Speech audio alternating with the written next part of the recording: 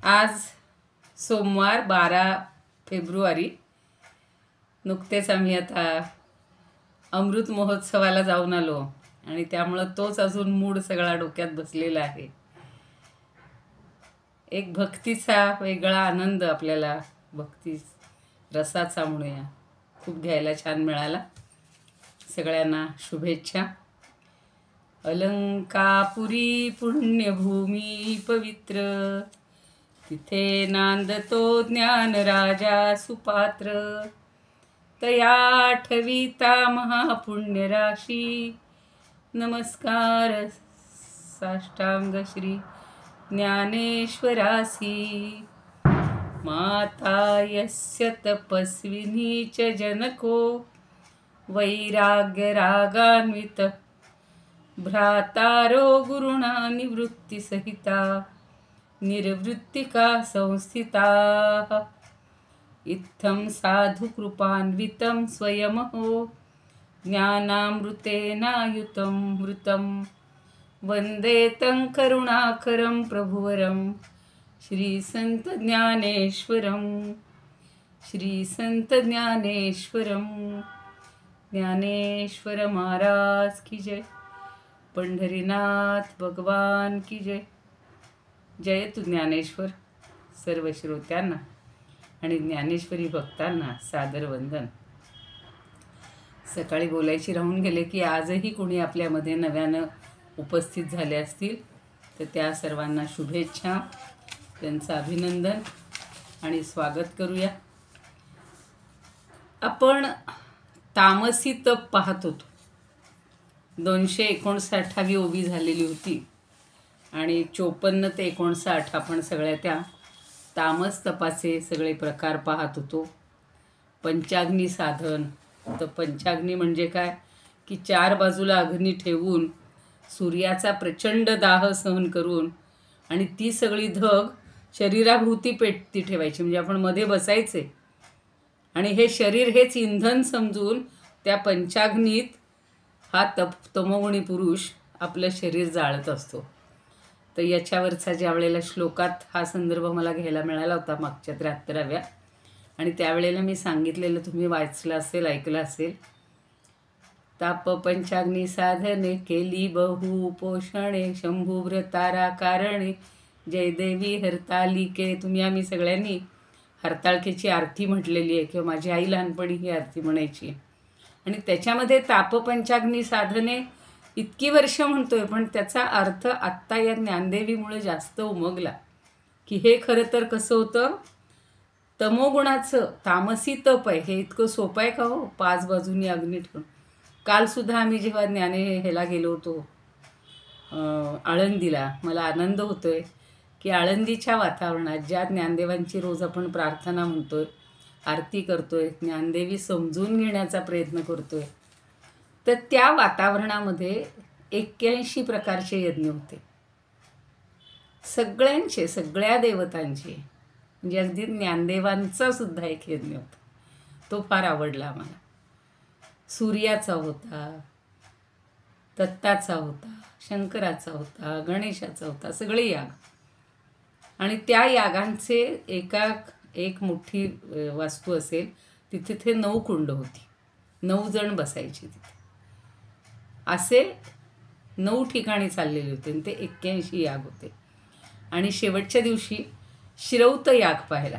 म्हणजे हे सगळे जे याग आहेत ना सगळ्या देवतांचे, ह्याला स्मार्त याग म्हणतात. म्हणजे स्मृतीनुसार होणारे. स्मृती म्हणजे आपल्या ज्या मनुस्मृती, याज्ञवल्क्य स्मृती किंवा भगवद्गीता हा सुद्धा एक स्मृती ग्रंथच आहे. तर याच्या आपल्याला खूप आलेले आहेत बघा 4थ्या अध्यायामध्ये ज्ञानयज्ञ, तपोयज्ञ, द्रव्ययज्ञ, हो की नाही. तर ते सगळे जे यज्ञ आहेत हे स्मार्त याग आहेत. आणि शेवटच्या दिवशी श्रौत याग म्हणजे वेदानुसार सांगितलेले ते सगळे वेगळे आहेत. तिथे मात्र हा मी आत्ता जो म्हणला पंचाग्नीचा, तर तिथे एक ती सगळी योजना केलेली होती. आणि असे ते यज्ञ, म्हणजे असे ते अग्नी 4 बाजूला ठेवून, 5 बाजूला ठेवून तिथे तो जो यज्ञ करणारा आहे, यजमान आहे, तो त्या ठिकाणी बसत असतो. ते सगळं म्हणजे खूप माहिती घेऊन यज्ञाची तेवढी थोडी आहे. पण आता पुन्हा त्या समर्थांच्या जेव्हा मनाच्या श्लोकाचा अभ्यास करतो तेव्हा नको योग, म्हणजे हे योग नको, तप नको, यज्ञ नको, काही नको, सगळ्यात सोपं आपलं नामस्मरण आहे. तर ते पटतं आणि म्हणून मग ही जी सगळी आपण तामस यज्ञाची किंवा तामसी प्रकारानं केल्या जाणाऱ्या तमोगुणी माणसाची ही सगळी लक्षणं त्या दिवशी पाहिलेली होती. तो स्वतः माथ्यावर गुग्गुळ म्हणजेच काटेरी झाडाचा धूप ठेवतो, धूप जाळतो. शरीरामध्ये लोखंडी गळ खूप असतात. किती भयानक आहे हो, हे वर्णन ऐकणं सुद्धा आपल्याला असह्य होते. आणि लाल भडक निखाऱ्यांनी आपलं अंग भासतात. ते मागे मी म्हटलं होतं ना की मर्यायचे ते लोक आता सपासप असे चाबूक आपल्या अंगावर मारून घेत असतात. किती अवघड आहे हे सगळं. आणि श्वासोच्छ्वास बंद करायचा, व्यर्थ असे उपवास करायचे, उलटं टांगून धुराचा श्वास घ्यायचा, घास घ्यायचा आणि थंडीच्या दिवसात गळ्यापर्यंत थंड पाण्यात, थंडीच्या दिवसात नदीकाठच्या उघड्या म्हणजे खडकांवर उघड्या अंगावर बसायचं आणि स्वतःच्या देहातल्या मांसाचे तुकडे अरे बापरे, 58वी 258वी ओवी तर अगदी ऐकवतच नाही आहे. आणि अशा प्रकारे 259वी ओवी अशी सांगितलेली होती. ऐसी नाना परी हे काया, घाय सुता पै धनंजया, तपकीजे नाशावया पुढील अंते. तर अशा प्रकारे नाना प्रकारांनी, अनेक प्रकारांनी आपल्या देहाला कष्टवितात आणि त्या देहावर घाव घालतात. घाय म्हणजे घाव, असे घाव घालतात. आणि कशासाठी? तर दुसऱ्याचा नाश व्हावा म्हणून. तपकीजे नाशावया पुढील अंते, म्हणजे आपलं भलं होण्यापेक्षा दुसऱ्याचं बुरं कसं होईल, दुसऱ्याचा नाश कसा होईल, हे जे कृती आहे ना, ही सगळी तमोगुणाची आहे. आणि म्हणून आपण तमाकडे थोडीशी आपली वाटचाल असते. कारण प्रत्येकाच्या देहामध्ये 3 गुण आहेत, म्हणजे आहेतच, सत्व, रज आणि तम. तर आता 3 जर पारडी ठेवली तराजूची, तर आपल्याला सत्वगुण हा जड व्हायला पाहिजे. रजोगुण तर थोडा तरी आपल्या शरीरात हवाच आहे, नाही तर आपण काही ॲक्टिव्ह राहिलोच नसतो. सतत कर्तव्य दक्ष राहणं हे रजोगुणाचं हेच आहे. पण तमोगुण हा जर सगळा असा पाहिला, तपाच्या बाबतीतला पाहिला किंवा कुठल्याही बाबतीतला, तर तो नको रे बाबा, त्याच्यापासून आपण 4 हात लांबच राहूया. तो पूर्णतः शरीरातला जाणार नाही. कारण झोप ही तमोगुणाचंच लक्षण आहे आणि आपल्याला दिवसाकाठी थोडा वेळ तरी झोप घ्यावीच लागते. तर असं हे सगळं अजून त्यातल्या 2-4 ओव्या तेवढे पाहूयात. मग मध्यंतरात थोडंसं पुन्हा तिकडचं मी सांगेन. आता हे सगळं तमोगुणी लोक असं करतात असं सांगितलेलं होतं. त्याच्यावरच्या काही ओव्या पण राहिलेल्या होत्या. तरी मूर्खपण धरोनी अंतरी, मानोनिया वैरी शरीरासी, तया शरीराचे करोनी इंधन, पंचाग्नी साधन साधी तिजे, आपुल्या मस्तकी जाळी ती गुगुळ, पाठी माझी गळ टोची तिजे, सभोवती अग्नी पेटवुनी चांग, आपुलेच अंग जाळी तिजे, किंवा श्वासोच्छ्वास धरी ती कोंडून, वाया उपोषण करी तिजे, घेती आपणासी टांगुनी उलटे, मुख ते खालते करोनिया, धुराचाही घास गिळोनिया देख, भागविती भूक आपुली जे, उभे जे आकंठ राहती पाण्यात, तीव्र कडाक्यात थंडीची या. स्वतः समर्थांनी काय केलं होतं, 12 वर्ष गायत्री पुरस्चरण करताना पहाटेपासून मध्यान्हीपर्यंत त्या ह्याच्यामध्ये नदीच्या पाण्यात ते उभं राहायचे आणि ही साधना करत होते. अर्थात त्यांची साधना ही रामाला भेटण्यासाठी होती, राम मिळवण्यासाठी होती, रामरूप होण्यासाठी होती. आणि हे तमोगुणी लोक आहेत, हे दुसऱ्याचा नाश करण्यासाठी आहेत. हा फरक लक्षात ठेवायचा. नाही तर आपल्याला वाटेल मग त्यांची साधना ही तामसी होती का, तर नाही, ती रामसी होती, रामासाठी होती. नदीकाठी किंवा खडकी बैसोन, करी ती दारुण तपश्चर्या, आपुल्या अंगीचे तोडोनिया मांस, भूतपिशाच्यास अर्पी तिजे नाना परी देती शरीरासी क्लेश आणि कांचा नाश करावया. आता पुढची ओवी घ्यायची आपल्याला. अंग भारे सुटला धोंडा आपण फुटोनी होय खंडखंडा का आड झाली तेरगड झाली तेरगडा करी जैसा. अंग भारे सुटला धोंडा म्हणजे हा जसा एखादा धोंडा म्हणजे मोठा खडक. अंग भारे म्हणजे आपल्या स्वतःच्या वजनानं तो स्वतःच्याच वजनाने डोंगरावरून सुटलेला असतो आणि तो एखादा प्रचंड खडक खाली येऊन स्वतः शतशा फुटतो आणि वाटेत जो कोणी येईल त्यालाही कपाळमोक्ष करतो की त्याचाही चेंदामेंदा करतो. आता त्या दगडाला काही कळत नसतो, तो वाऱ्याने किंवा काही हवेनी तो असं सुटतो. म्हणून अंगभारे सुटेला धोंडा म्हणलेला आहे. तो आपोआप सुटलेला आहे. आणि आपण फोटोनी होय खंडखंड. आता तो येतो तेव्हा काय असं शांत जसाच्या तसा नाही राहत, तर त्याचे खंड खंड तुकडे तुकडे होत राहतात. आणि वाटेत जो भेटेल आड आली झाली ते रगडा, आणि जो मध्ये वाटेत येईल त्याचा तो रगडा करतो. हल्ली रगडा पॅटीस सगळ्यांना माहिती आहे.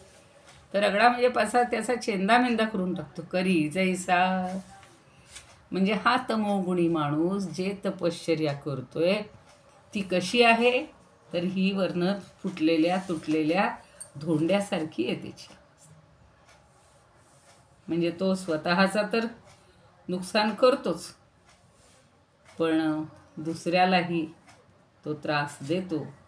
तशा प्रकारची ही अवस्था असते असे या ठिकाणी म्हटले. पुढे बघा. तेवी आपलिया आठणिया सुखे असतया प्राणिया जियावया शिराणिया की जती गा. आता आपलिया आटणिया. आटणिया म्हणजे काय? म्हणजे आपल्या शरीरालाच दुःख देणं. आपण म्हणतो ना माझं आटते, माझं हृदय आटते किंवा माझं मन अगदी आटते. म्हणजे आपलेच आपण शरीराला यातना देण्यासाठी किंवा दुःख देऊन सुखे असत या प्राणिया. ते कशासाठी कष्ट देतो आपण? पुढं सुख मिळावं म्हणून. ते त्याच्यापेक्षा ते सुख नको, आत्ता आहे तसं माणसाने सुरक्षित राहावं पण नाही. आणि म्हणून तो काय करतो? जियावया शिराणिया. जियावया म्हणजे जिंकण्यासाठी, आणि शिराणिया म्हणजे प्रमुख. की जतीगा अशा त्या गोष्टी तो करत असतो. म्हणजेच काय की आपल्या तपात गर्क असताना हा माणूस स्वतःला जे क्लेश करून घेतो आणि जे लोक सुखानं जगत आहेत त्यांच्याही सुखाचा तो चेंदामेंदा करून टाकतो. म्हणजे त्यांचाही नाश व्हावा. जिराय काय म्हणलं ते फार 2 शब्द वापरलेत. जियावया शिराणिया की जतीगा. सुखे असं ते या प्राणी जे सुखानं राहत आहेत त्यांनासुद्धा त्रास देण्याचा हा त्याचा अटापिटा असतो, किंवा त्यांना जिंकून घेण्यासाठी हा प्रामुख्यानं हे काय म्हणूया आपण तप करत असतो. म्हणजे आपल्या शरीराला दुःख द्यायचं, जे सुखी असतील किंवा जे प्रमुख असतील त्यांनाही जिंकण्याकरता तपाचं आचरण करायचं. खूप असे हे आहेत बरं का, घोर उपाय आहेत की दुसऱ्याला जिंकून घ्यायचे. दुसऱ्याला त्रास देण्यासाठी काय काय करता येतील ते उपद्रव म्हणा, उपद्व्याप म्हणा, असे तो करत असतो. पुढे पाहूया. किंबहुना हे ओखटी घेऊन क्लेशाची हातवटी तपनी फजे जे ते किरीटी तामस होय. वोखटी म्हणजे वाईट. घेऊन क्लेशाची हातवटी. एखादी हातवटी म्हणजे तो प्रकार. हा मनुष्य काय करतो की क्लेशकारक ठरणारी आणि स्वतःलाही क्लेशकारक असणारी, म्हणजे इतरांनाही क्लेश देणारी आणि स्वतःलाही क्लेशकारक असणारी अशी तपपद्धती आचरतो आणि त्याला तामस्तप असं म्हणतात. म्हणून म्हणले बघा. किंबहुना हे बोखटी घेऊन क्लेशाची हातवटी तपनी फजे जे ते किरीटी तामस होय. तर असं जे तप आहे ते तामस तप होय. म्हणजे आपण सात्विक, राजस आणि तामस असे 3 प्रकारचे तप पाहिली, 3 प्रकारची. आणि त्यातलं हे तामस तप जे आहे ते आपण पाहतो. म्हणजे वाईट, अत्यंत वाईट आणि क्लेशयुक्त अशी जी तप आहेत ही सगळी तामस तप आहेत, एवढं लक्षात ठेवायचं.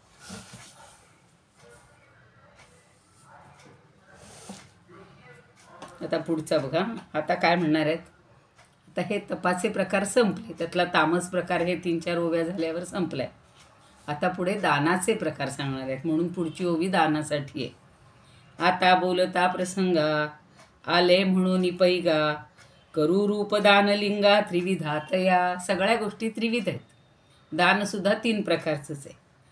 आता प्रसंग आलाय. आपण ज्या क्रमाने सांगतोय त्याला प्रसंग म्हणलेलं आहे किंवा अनुरोधान. कशाच्या? तर सत्व, रज आणि तम या 3 म्हणून त्यांनी म्हणलेलं आहे. त्रिविधातया आले म्हणून पैगा. आता त्या अनुरोधाने आलेत म्हणून हे तपाचे 3 प्रकार सांगितले. आता तुला दानलिंगा जे दानाच्या सगळ्या खुणा किंवा दानाचे प्रकार त्रिविध जे आहेत ते मी आता तुला सांगणार आहे.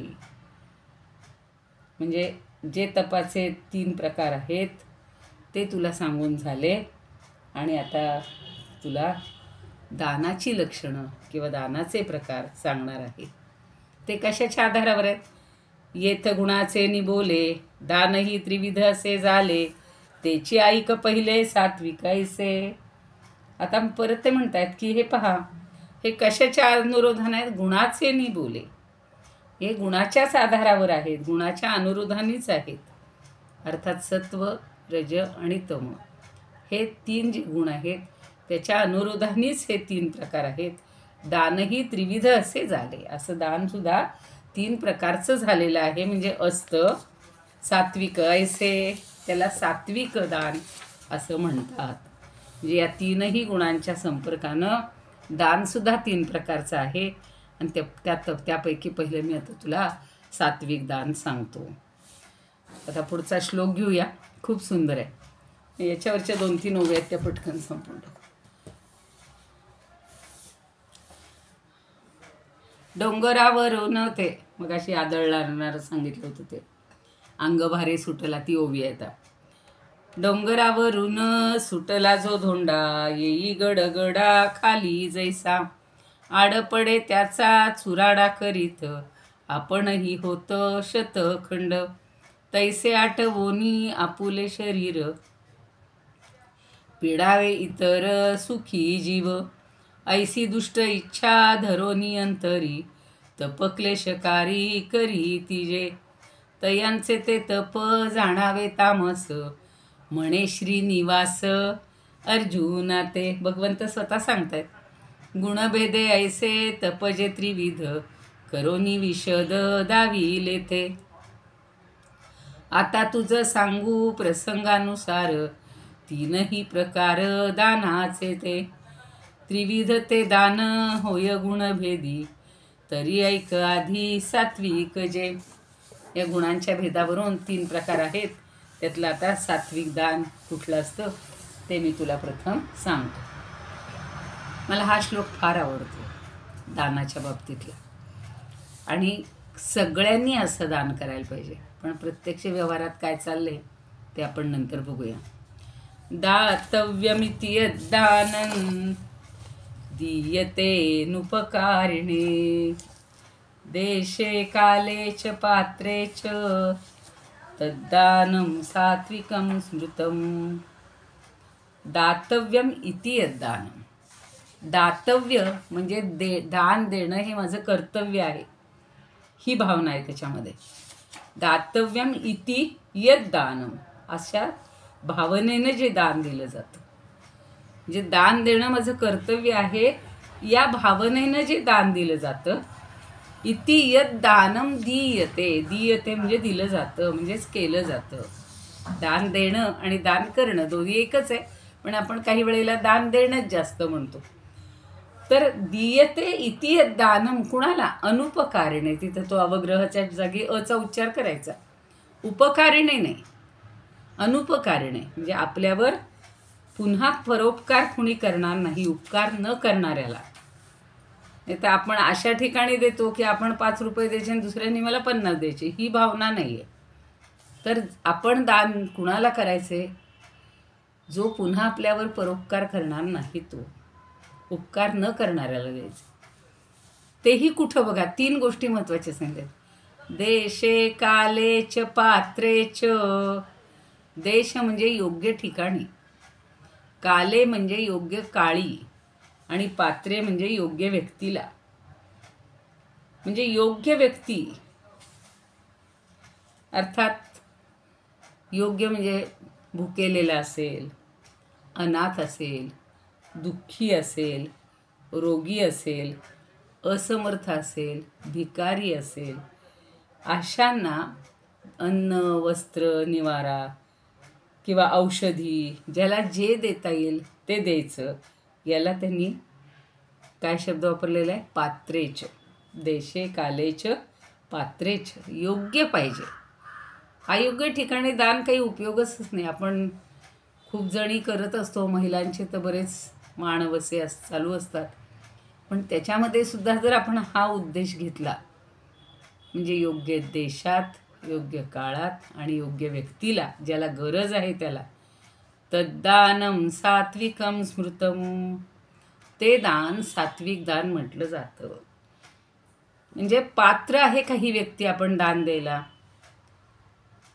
त्याचा नीट विचार केला पाहिजे. पात्र आणि अपात्रतेचा नीट विचार करून, म्हणजे शुद्ध अंतःकरणाच्या पवित्र ब्राह्मणाला किंवा पवित्र व्यक्तीला जे दान दिलं जातं त्याला सात्विक दान असं म्हणतात.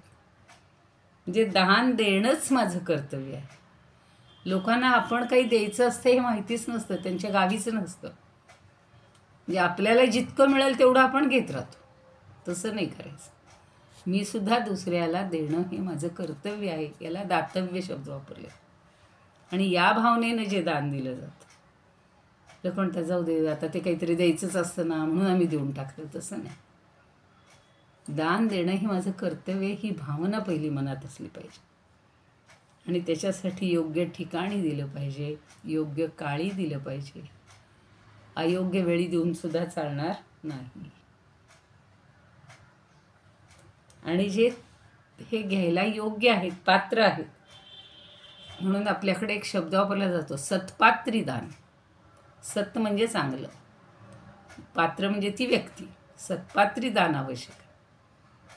म्हणून खूपदा बघा, मंदिराच्या बाहेर किंवा ही जेवणावळी होता त्याच्या बाहेर जे लोक उभे असतात, जे बसलेले असतात आणि मागत असतात, अर्थात त्याच्यामध्ये कोणी बहाणे करणारे असतील तर ते आपल्याला समजले पाहिजेत, पण खरी ज्याला गरज आहे त्याला दान केलं पाहिजे. आणि त्याला सात्विक ज्ञान दान असं म्हटलेलं आहे. तर ज्ञानदेव त्याच्यावर काय सांगतात बघूया आपण.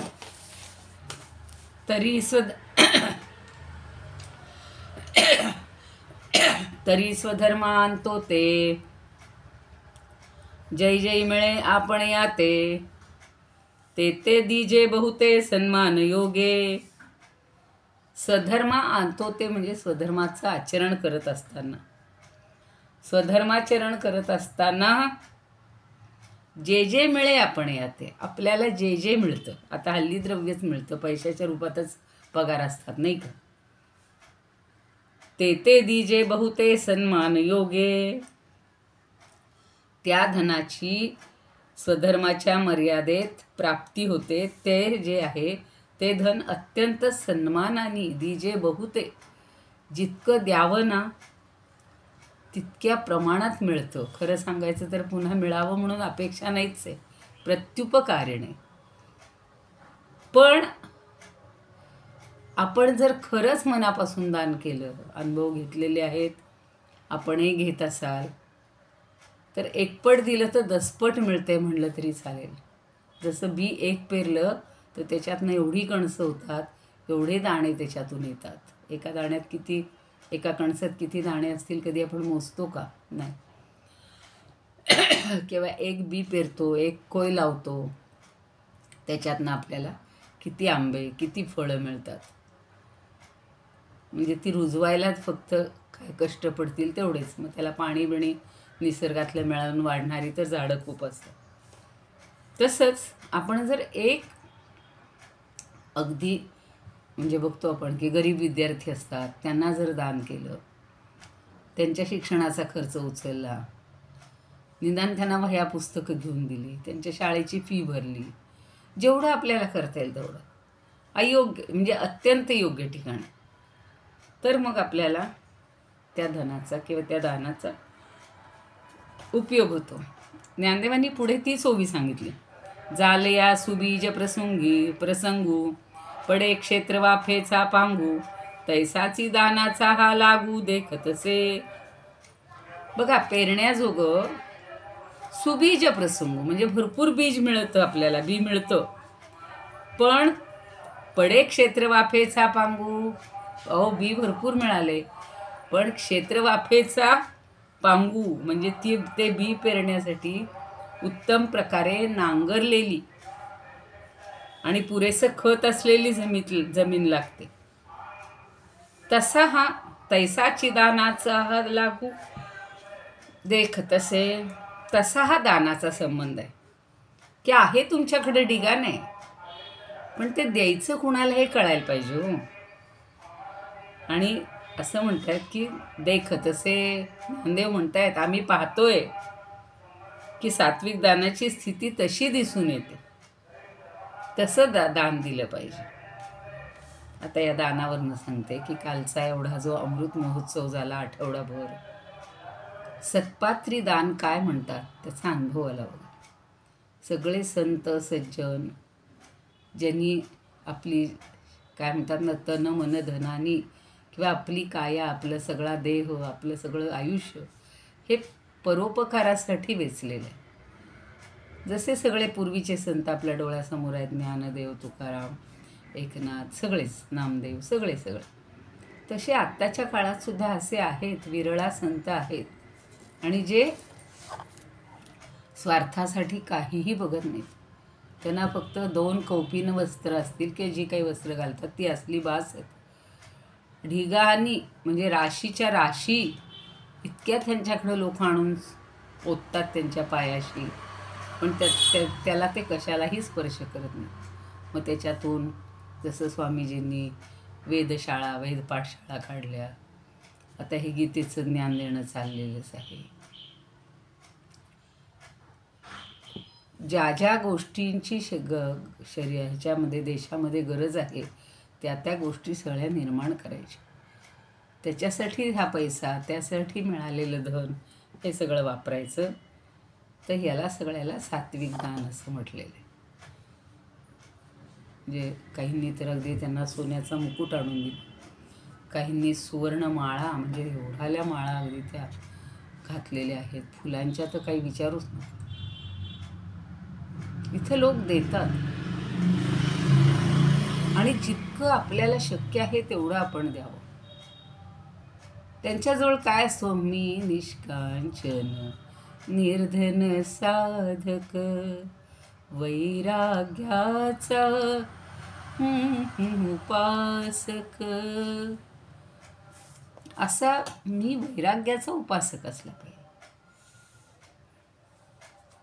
तर ही अशी दानाची स्थिती ज्ञानदेवही आपल्याला सांगतायत. आता पुढे ते सांगतात बघा. अनर्घ्यरत्न हाताचडे तो ते भांगाराची ओढी पडे,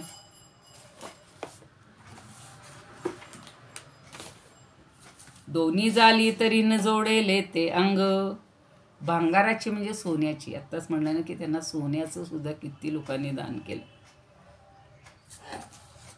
तर अनर्घ्य म्हणजे ज्याचं मौल्य करता येत नाही, अमूल्य म्हणतो ना आपण, असं मौल्यवान रत्न हाती जर आलं तर काय होतं, भांगाराची ओढी पडे. भांगार म्हणजे सोनं. रत्न कुठेतरी जडवावं लागतं सोन्यामध्ये, तर ते कोंदण करण्यासाठी सोन्याची चणचण भासते.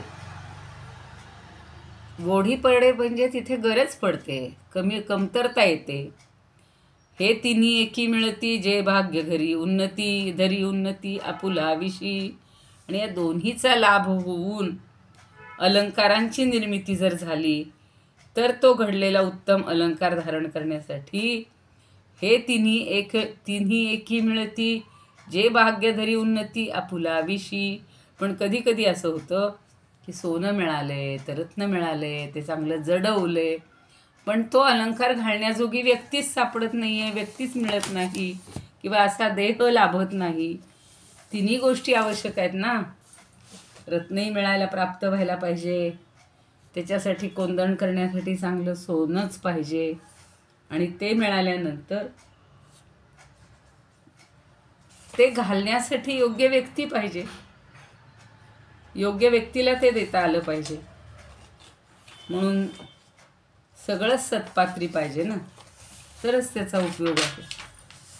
म्हणजे जसं जमिनीला बीज पेरत असताना जमीन पाहिजे, वाफ पाहिजे, पाणी पाहिजे, या सगळ्याची उणीव जशी भासते, तसं दान देण्याला सुद्धा पात्र व्यक्ती आणि देश काळ याची उणीव भासत असते. तसं हे अमोल रत्न सापडलं तर त्या सोन्याची उणीव भासते, आणि सोनंही मिळाली तरी ते अलंकार घालण्यासाठी योग्य व्यक्ती किंवा इंद्रियांची उणीव पडते. परिसण सुहृद संपत्ती हे तिन्ही एकी मिळती जे भाग्य धरी उन्नती आपुल्या विशी. परिसण सुहृद संपत्ती. पण एखादा सण म्हणजे बघा, दिवाळीला आपण सगळा सण करतो, तसंच सुहृद म्हणजे आपले मित्र किंवा नातेवाईक, आणि पुढं म्हणलेलं आहे संपत्ती. तिन्ही गोष्टी हवेत. तिन्ही एकी मिळती जय भाग्य धरी उन्नती आपुल्या विशी. असं भाग्य आपल्याजवळ आपल्या नशिबात आलं पाहिजे. म्हणजे सणही असला पाहिजे, आप्तवर्गही पाहिजेत, संपत्तीही पाहिजे, मग खरा दिवाळ सण आपण साजरा करतो. आणि आपण इनमिन असू, कोणीच कुणाकडे गेलं नाही, प्रत्येकानं आपापल्याच घरात दिवाळी साजरी करायची म्हणलं तर त्यात काही मजा येत नाही, नाही का.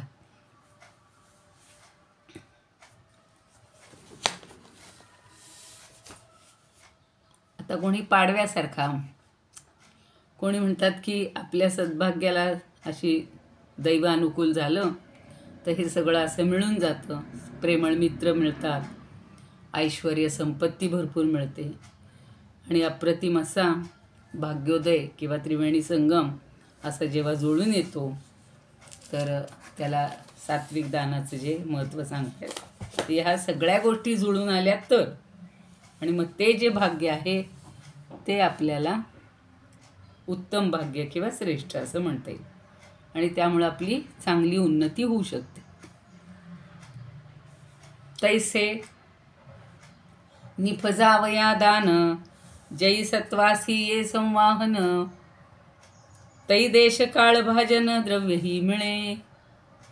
त्याप्रमाणे सात्विक दान करण्याचा योग जेव्हा जुळून येतो, निफजावया दान म्हणजे ते दान करण्याची जेव्हा वेळ येते, योग जुळून येतो, जै सत्वासी ये संवाहन, तर त्यावेळेला सत्वगुण सहाय्याला येतो. तो तै देश काळ भाजन द्रव्यही मिळे. आणि मग त्यावेळेला स्थळ, काळ आणि शुचिरभूत किंवा पवित्र व्यक्ती असं हे सगळं काही जुळून येतं. असा हा 8 दिवस योग आम्ही खूप अनुभवला बरं का. की अगदी आदी म्हणजे आत्ताचे कांचीचे शंकराचार्य काय, काल आलेले रामदेव बाबा काय, किंवा अनेक क्षेत्रातले अनेक ठिकाणचे सगळे योगी आलेले होते. स्वतः आदित्यनाथ म्हणजे जरी मग मंत्री असले तरी सुद्धा ते खऱ्या अर्थानं असे संतच आहेत.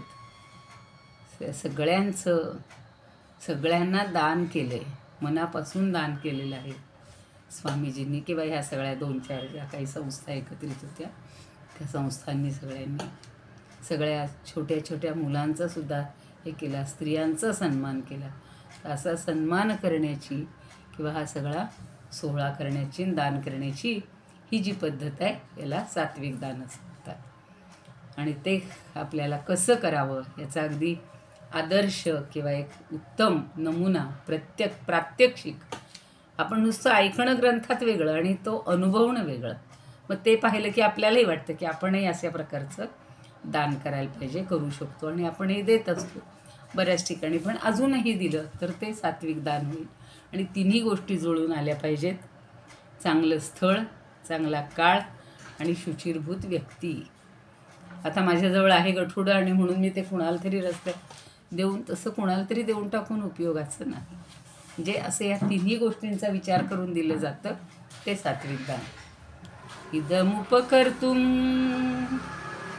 भुवनमण्डलं समुदितमिव भास्करं सादरं वन्दे ज्ञानेश्वरं.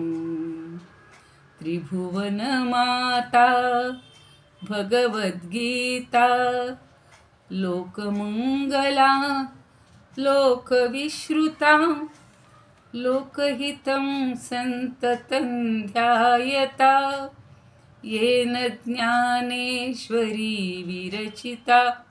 श्रुत्वा प्राकृतगिरं सादरं वन्दे ज्ञानेश्वरं सादरं वन्दे ज्ञानेश्वरम्. आरती ज्ञानराजा महाकैवल्य तेजा सेविती साधू संत मनुवेधला माझा. आरती ज्ञानराजा लोपले ज्ञान जगी हित नेणती कोणी. अवतार पांडुरंग वठविले ज्ञानी. आरती ज्ञानराजा कनकाचे ताट करी उभ्या गोपिका नारी. नारद तुंबरुहो सामगायन करी. आरती ज्ञानराजा प्रगट गुह्य बोले विश्वब्रह्मची केले. राम जनार्दनी पायी मस्तक ठेविले. आरती ज्ञानराजा महाकैवल्य तेजा सेविती साधू संत मनुवेधला माझा. आरती ज्ञानराजा. ज्ञानेश्वर महाराज की जय. पंढरीनाथ भगवान की जय. जय तू ज्ञानेश्वर.